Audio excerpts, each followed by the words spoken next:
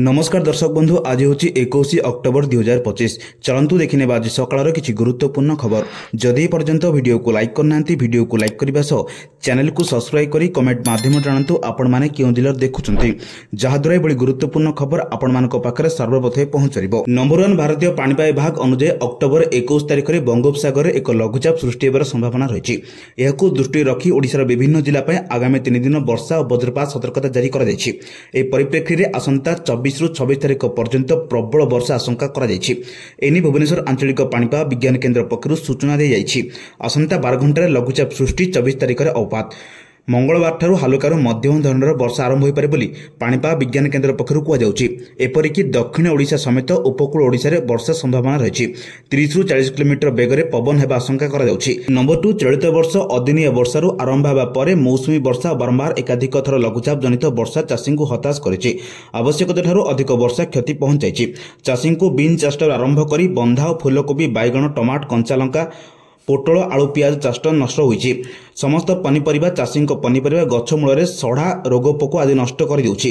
पनीपरिबा चाष भल हुए ब्रह्मपुर भद्रक भुवनेश्वर बालेश्वर आदि सहर को जोगाउथिबा चाषी एवं गंजामरू पनीपरिबा दारिंगीबाड़ी को आसिले परिबा मिलुछि। स्थानीय अंचल में कांभा पनीपरिबा अमल होथिबारु बीन किलो 100 ରୁ 120 टंका रही। नंबर 3 आलोकर पर्व दीपावली ପାଇଁ पुरी सहर उत्सव मुखर होई उठिछि। दीपावली अवसर में श्रीक्षेत्र में लक्षाधिक भक्त और पर्यटकों समागम हेबार लागिछि।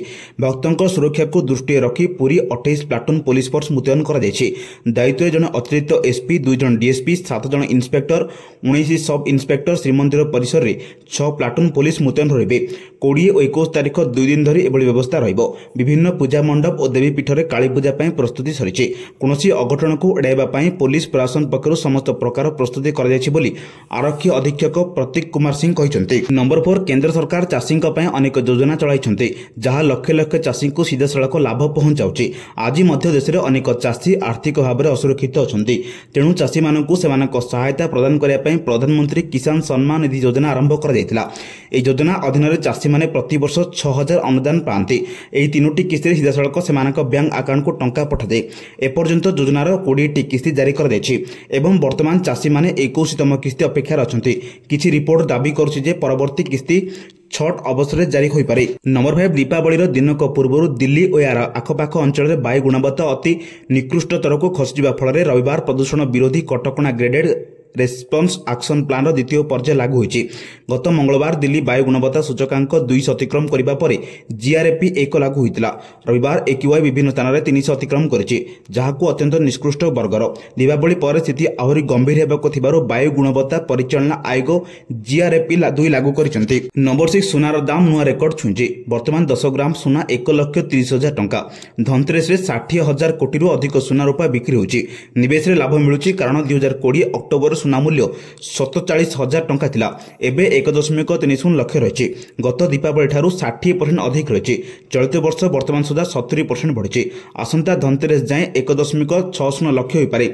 ब्रिटेन बैंक एसएसबीसी कही 2026 रे $5,000 बैंक ऑफ अमेरिका मध्य $5,000 अनुमान करिछि। एबे $4,500 छुईछि। रिपोर्ट अनुसार 2026 रे रूपा 2.4 लाख प्रति किलो बिक्री हेबो। तेबे विश्व रे जोगाण कम और शिल्प चाहिदा जोगु दाम बढ़िबो। नंबर 7 खूब शीघ्र नक्सल मुक्त हेबो भारत। नौसेनांक सह दीपावली अवसर रे पालन करी बड़ बयान दैछनि प्रधानमंत्री नरेंद्र मोदी। कहिसंती आज माओवादी आतंकीरू मुक्ति पाइछि भारत।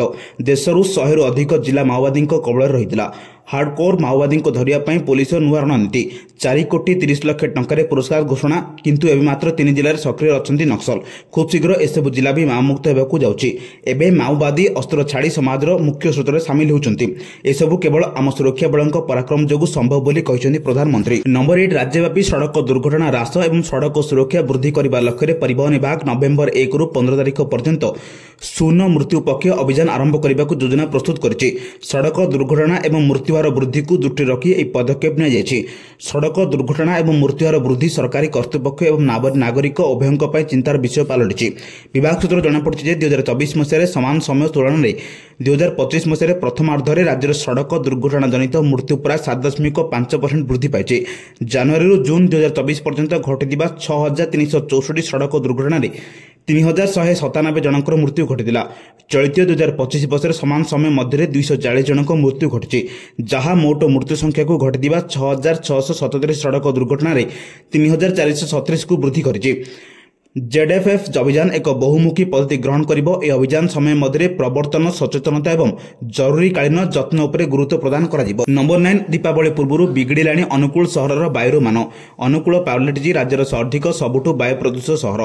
केंद्र प्रदूषण नियंत्रण बोर्ड पक्षरु दिया सूचना अनुसार गतकाली एयर क्वालिटी इंडेक्स रे 229 AQI सह राज्यर एकमात्र सहर भाव अनुकूल वायुर मान पुअर बा खराब स्तर रही। अपरपक्षे आज दीपावली बहु मात्रा बाण बिक्री होतिबारु आज अनुकूल सहर में वायु प्रदूषण बहु मात्रा बढ़िबार आशंका सृष्टि होइछि। नंबर 10, प्रधानमंत्री नरेंद्र मोदी देशवासी को आलोकर पर्व दीपावली अवसर में शुभेच्छा जणाइछन्ति। से निजर वार्तारे कहिछन्ति, मोर समस्त देशवासी को दीपावली हार्दिक शुभेच्छा। देशवासी को दीपावली हार्दिक शुभेच्छा। आलोकर यह पवित्र पर्व समस्त जीवन को सुख, समृद्धि एवं सद्भाव आलोकित करू। चलित वर्ष पार्वण में भारत को प्रारंभिक दीपावली उपहार मिली। यह रंगीन कागज रे गुड़ा होइतिबा उपहार नुहे, बरम एक नीतिगत उपहार। प्रधानमंत्री नरेंद्र मोदी द्वारा सांप्रतिक जीएसटी रार ह्रास देशव्यापी किणाबिका और वाणिज्य कारबार वृद्धि करिछि। ए वर्ष नवरात्रि को गत किछि वर्ष मध्य सबुठार बड़ क्रय उत्सव में परिणत करिछि। अत्यावश्यक एवं नित्य व्यवहार्य सामग्री उपरे कम टिकस साधारण परिवार को आश्वासन देछि, बजार को शक्ति देछि एवं भारतर सबुठार समृद्ध दीपावली पई क्षेत्र प्रस्तुत करिछि। नंबर 11, प्रधानमंत्री आवास योजना सहरांचल और PMAY सहरांचल 2.0 ओडिशा 2.2 लाख घर मंजूर कर दैतिला। हेतुरु 1.7 लाख घर निर्माण संपूर्ण होइछि, अर्थात मंजूर होइतिबा घरर 74% निर्माण होई सारिछि। एही क्षेत्र में राज्यर सफलता हार जातीय हार 75% रु सामान्य कम रहिछि परि भारतीय स्टेट बैंक एक रिपोर्ट जणा पड़िछि। रिपोर्ट अनुसार सर्वभारतीय स्तर में PMAY योजनार 1.2 कोटी घर मंजूर कर दैतिला। हेतुरु 90 लाख रु अधिक घर निर्माण कार्य संपूर्ण होइछि।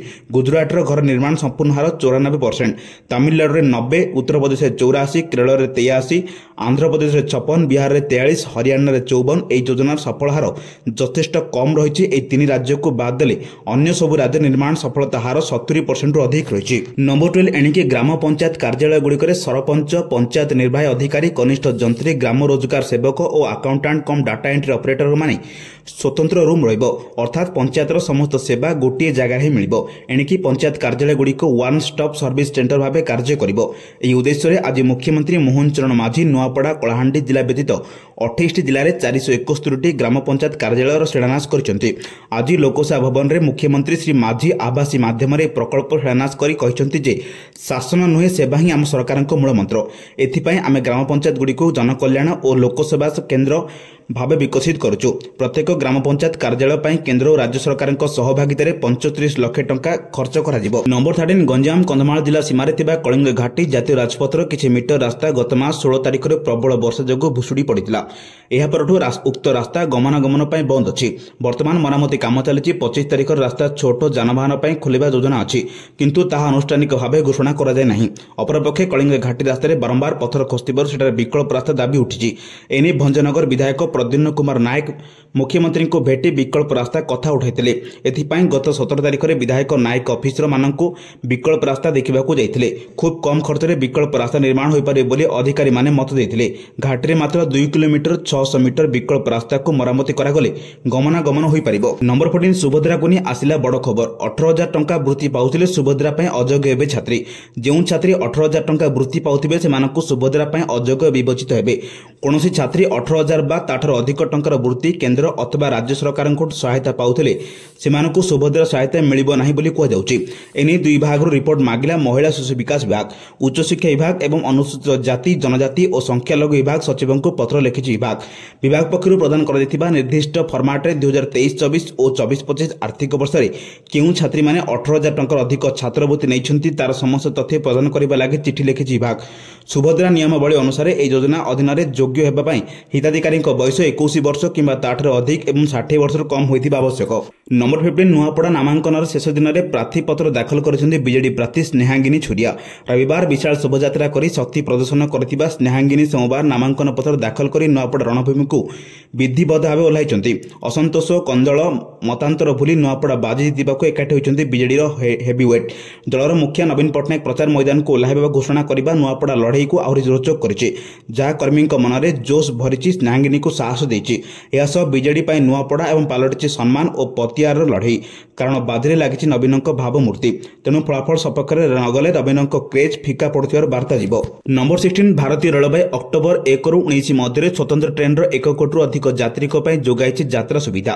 ଏକ ଆରାମଦାୟକ ଉତ୍ସବ ଯାହା ସୁନିଶ୍ଚିତ କରିବା ପାଇଁ ହୋଲ୍ଡିଂ ଏରିଆ, ଅତିରିକ୍ତ ଟିକେଟ୍ କାଉଣ୍ଟର, ସଫା ଶୌଚାଳୟ ଏବଂ ପାନୀୟ ଜଳ ସହିତ ଭିଡ଼ ପରିଚାଳନାକୁ କରାଗଲେ ସୁଗମ ପାର୍ବଣ ଋତୁର ଯାତ୍ରା ଚାହିଦା ପୂରଣ କରିବା ପାଇଁ ଭାରତୀୟ ରେଳବାଇ ଅକ୍ଟୋବର 1ରୁ 19 ମଧ୍ୟରେ 3960ଟି ସ୍ୱତନ୍ତ୍ର ଟ୍ରେନ୍ ସଫଳତାର ସହ ପରିଚାଳିତ କରିଛି। ଦୀପାବଳି ଏବଂ ଛଟ୍ ଯାତ୍ରା ସହିତ ଚାହିଦା ପୂରଣ କରିବା ପାଇଁ 8051 ଅଧିକ ସ୍ୱତନ୍ତ୍ର ଟ୍ରେନ୍ ବ୍ୟବସ୍ଥା କରିଛି। ଉତ୍ତର, କେନ୍ଦ୍ରୀୟ ଏବଂ ପଶ୍ଚିମ ରେଳବାଇ ସମସ୍ତ ଜୋନ୍ରେ ସର୍ବାଧିକ ସଂଖ୍ୟକ ସ୍ୱତନ୍ତ୍ର ଟ୍ରେନ୍ ସହିତ ପାର୍ବଣ ଯାତ୍ରୀ ପରିଚାଳନାରେ ଅଗ୍ରଣୀ। କେନ୍ଦ୍ର ରେଳ, ସୂଚନା ଓ ପ୍ରସାରଣ ଏବଂ ଇଲେକ୍ଟ୍ରୋନିକ୍ସ ଓ ସୂଚନା ପ୍ରଯୁକ୍ତି ବିଦ୍ୟା ମନ୍ତ୍ରୀ ଅଶ୍ୱିନୀ ବୈଷ୍ଣବ ଆଜି ରେଳ ବୋର୍ଡର ଜରୁରୀକାଳୀନ ପ୍ରକୋଷ୍ଠ ପରିଦର୍ଶନ କରି ପାର୍ବଣ ଋତୁରେ ଯାତ୍ରୀଙ୍କ ଗତିବିଧିକୁ ସମୀକ୍ଷା କରିଛନ୍ତି। ସେ କର୍ମଚାରୀମାନଙ୍କୁ ଦିନରାତି କାମ କରିବା ପାଇଁ ପ୍ରଶଂସା କରିଥିଲେ ଏବଂ ଦୀପାବଳି ଅବସରରେ ସେମାନଙ୍କୁ ଶୁଭକାମନା ଜଣାଇଥିଲେ। ନମ୍ବର 17 ସବୁ ବର୍ଷ ଭଳି ଏଥର ମଧ୍ୟ ପ୍ରଧାନମନ୍ତ୍ରୀ ନରେନ୍ଦ୍ର ମୋଦି ଦେଶ ବୀର ଯବାନମାନଙ୍କ ସହ ଦୀପାବଳି ପାଳନ କରିଛନ୍ତି। ଏଥର ପ୍ରଧାନମନ୍ତ୍ରୀ ମୋଦି ଦୀପାବଳି ପାଳନ ପାଇଁ ଗୋଆ ଏବଂ କରୁଆର ଉପକୂଳରେ ଥିବା INS ବିକ୍ରାନ୍ତକୁ ବାଛିଥିଲେ। ସୈନିକମାନଙ୍କୁ ସମ୍ବୋଧିତ କରି କହିଛନ୍ତି ଯେ ଭାରତୀୟ ସେନା, ବାୟୁସେନା ଏବଂ ଭାରତୀୟ ନୌସେନା ମଧ୍ୟରେ ସମନ୍ୱୟ ପାକିସ୍ତାନ ଅପରେସନ ସିନ୍ଦୁରରେ ଆତ୍ମସମର୍ପଣ କରିବାକୁ ବାଧ୍ୟ କରିଥିଲା। ନୌସେନା ସେମାନଙ୍କୁ ସମ୍ବୋଧିତ କରି ପ୍ରଧାନମନ୍ତ୍ରୀ ମୋଦି କହିଥିଲେ ଯେ ଯେଉଁମାନଙ୍କ ନିଜ ଦମରେ ଲଢ଼େଇ ସାହସ ରଖନ୍ତି ସେମାନଙ୍କର ସର୍ବଦା ବିଜୟ ହୁଏ। ସେ କହିଥିଲେ ଅପରେସନ ସିନ୍ଦୁରରେ 3ଟି ବାହିନୀର ଅଂଶଗ୍ରହଣ ପ୍ରମାଣିତ କରିଥିଲା ଯେ ଆମ ସେନା ସବୁଠାରୁ ଶକ୍ତିଶାଳୀ ଏବଂ ଯେତେବେଳେ ଶତ୍ରୁ ସାମ୍ନାରେ ଥାଏ ଏବଂ ବରଂ ଯୁଦ୍ଧରେ ଥାଏ ସେତେବେଳେ ସେମାନଙ୍କ ନିଜ ଦମରେ ଲଢ଼ିବାକୁ ସାହସ ରଖନ୍ତି। ସେମାନଙ୍କ ସର୍ବଦା ମଧ୍ୟ ବିଜୟ ହୁଏ ବୋଲି ପ୍ରଧାନମନ୍ତ୍ରୀ ନରେନ୍ଦ୍ର ମୋଦି ଦୀପାବଳି ଅବସରରେ କହିଛନ୍ତି। ନମ୍ବର 18 ଦୀପାବଳି ଦିନ ସତର୍କତାକୁ ଆଖି ଆଗରେ ରଖି ଅପରାହ୍ନ 3ଟାରୁ ଚାଲି ନଥିଲା ବସ୍। ଏନେଇ କ୍ରୁଡ୍ ପକ୍ଷରୁ ସୂଚନା ଦିଆଯାଇଛି।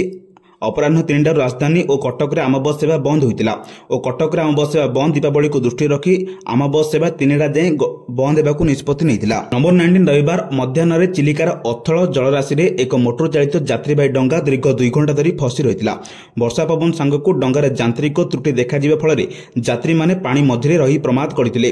ତେବେ ଭଗବାନଙ୍କ କୃପାରୁ 50 ଯାତ୍ରୀଙ୍କ ମୂଲ୍ୟବାନ ଜୀବନ ବଞ୍ଚିଯାଇଛି। କ୍ଷମତାଠାରୁ 4 ଗୁଣ ଭାର ନେଇ ଆସୁଥିବା ଏହି ଯାତ୍ରୀବାହୀ ଡଙ୍ଗା ଅତ୍ୟନ୍ତ ବିପଦପୂର୍ଣ୍ଣ ଅବସ୍ଥାରେ ମଝି ଚିଲିକାରେ ଫସିବା ଏବଂ ଲୋକଙ୍କ ଜୀବନ ସହ ଖେଳିବା ନେଇ ବିଭିନ୍ନ ମହଲରେ ଉଦ୍ବେଗ ପ୍ରକାଶ କରିଛି। ଆଜି ମଧ୍ୟାହ୍ନ 1:15 ଜହ୍ନିକୁଦା ଘାଟରୁ ସାତପଡ଼ା ଘାଟକୁ ଭସାପୋଲ ଆସିବାର ସମୟ ରହିଥିଲା। ଭସାପୋଲ ଆସିବା ପୂର୍ବରୁ ମଧ୍ୟାହ୍ନ 1ରେ ଏକ ଯାତ୍ରୀବାହୀ ଡଙ୍ଗାରେ 50 ଜଣ ଯାତ୍ରୀଙ୍କ ସହିତ 25ଟି ବାଇକ୍ ଲଦା ହୋଇ ସାତପଡ଼ା ଘାଟକୁ ବାହାରିଥିଲା। ଡଙ୍ଗାଟି ଜହ୍ନିକୁଦା ଘାଟଠାରୁ ଆସି ମଝି ଚିଲିକାରେ ପହଞ୍ଚିଥିବା ବେଳେ ହଠାତ୍ ଡଙ୍ଗାର ଇଞ୍ଜିନ୍ ଭାଙ୍ଗି ଯାଇଥିଲା। ସେହି ସମୟରେ ବର୍ଷା ସାଙ୍ଗକୁ ପବନ ଆରମ୍ଭ ହୋଇଯାଇଥିଲା। ଡଙ୍ଗା ମଝିରେ ବାଇକ୍ ରହିଥିବା ବେଳେ ଡଙ୍ଗାର ଉଭୟ ପାଖରେ ଯାତ୍ରୀ ଛିଡ଼ା ହୋଇଥିଲେ। ମହିଳା, ଶିଶୁ ମଧ୍ୟ ଡଙ୍ଗାରେ ରହିଥିଲେ। ନମ୍ବର 20 ଚଳିତ ICC ଦିନିକିଆ ମହିଳା ବିଶ୍ୱକପ୍ ଭାରତ କ୍ରମାଗତ ତୃତୀୟ ଥର ପରାଜୟ ବରଣ କରି ଅଲୋଡ଼ା ହ୍ୟାକେଟ୍ କରିଛି। ଏଥିସହ ହରମନପ୍ରୀତ କୌରଙ୍କ ଦଳରେ ସେମିଫାଇନାଲ ଆଶାରେ ବଡ଼ ଝଟକା ଲାଗିଛି। ଦାୟିତ୍ୱହୀନ ବ୍ୟାଟିଂ କରି ଭାରତୀୟ ମହିଳା ମାତ୍ର 4 ରନ୍ରେ ଇଂଲଣ୍ଡ ନିକଟରୁ ହାରିଯାଇଛି। ଅନ୍ୟପକ୍ଷରେ ଅପରାଜିତ ଇଂଲଣ୍ଡରେ ସେମିଫାଇନାଲ ପ୍ରବେଶ ନିଶ୍ଚିତ ହୋଇଛି। ପୂର୍ବରୁ ଅଷ୍ଟ୍ରେଲିଆ ଓ ଦକ୍ଷିଣ ଆଫ୍ରିକା ସେମିଫାଇନାଲ ଯୋଗ୍ୟତା ଅର୍ଜନ କରିସାରିଥିବାରୁ ଗୋଟିଏ ମାତ୍ର ସ୍ଥାନ ପାଇଁ କର ବା ମର ସ୍ଥିତିରେ ପଡ଼ିଯାଇଛି ଭାରତ। ଘରୋଇ ଦଳ ନିଜ ଶେଷ 2 ରାଉଣ୍ଡରେ ରବିନ୍ ମାତ୍ରେ ଅନ୍ୟତମ ଆଶାୟୀ ନ୍ୟୁଜିଲାଣ୍ଡ ଏବଂ ବାଂଲାଦେଶ ସହ ଖେଳିବ। ଟସ୍ ଜିତି ପ୍ରଥମେ ବ୍ୟାଟିଂ କରିଥିବା ଇଂଲଣ୍ଡ 50 ଓଭରରେ 8 ୱିକେଟ୍ ହରାଇ 288 ରନ୍ରେ ଲଢ଼ୁଆ ସ୍କୋର କରିଥିଲା। ହିଦର ନାଇଟ୍ ଓ ଆଜମୀ ଜୋନ୍ସ ତୃତୀୟ ୱିକେଟ୍ ପାଇଁ 113 ରନ୍ ଯୋଡ଼ିବା ନିର୍ଣ୍ଣାୟକ ହୋଇଥିଲା। ଦୀପ୍ତି ଶର୍ମା ଅଙ୍କୁଶ ଲଗାଇବା ପରେ ଇଂଲଣ୍ଡ ସମ୍ଭାବ୍ୟ 300 ରନ୍ ହୋଇ ସମ୍ଭବ ହୋଇନଥିଲା। ଏହିଭଳି ଗୁରୁତ୍ୱପୂର୍ଣ୍ଣ ଖବର ପାଇବା ପାଇଁ ଆମ ଚ୍ୟାନେଲ ସହ ଯୋଡ଼ି ରୁହନ୍ତୁ। ଯଦି ଏପର୍ଯ୍ୟନ୍ତ ଭିଡ଼ିଓକୁ ଲାଇକ୍ କରିନାହାନ୍ତି ଭିଡ଼ିଓକୁ ଲାଇକ୍ କରିବା ସହ ଚ୍ୟାନେଲକୁ ସବସ୍କ୍ରାଇବ୍ କରି କମେଣ୍ଟ ମାଧ୍ୟମରେ ଜଣାନ୍ତୁ ଆପଣମାନେ କେଉଁ ଜିଲ୍ଲାରୁ ଦେଖୁଛନ୍ତି, ଯାହାଦ୍ୱାରା ଏଭଳି ଗୁରୁତ୍ୱପୂର୍ଣ୍ଣ ଖବର ଆପଣମାନଙ୍କ ପାଖରେ ସର୍ବପ୍ରଥମେ ପହଞ୍ଚିପାରିବ। ଭିଡ଼ିଓ ରିପୋର୍ଟ ସାବଧାନ ଓଡ଼ିଶା।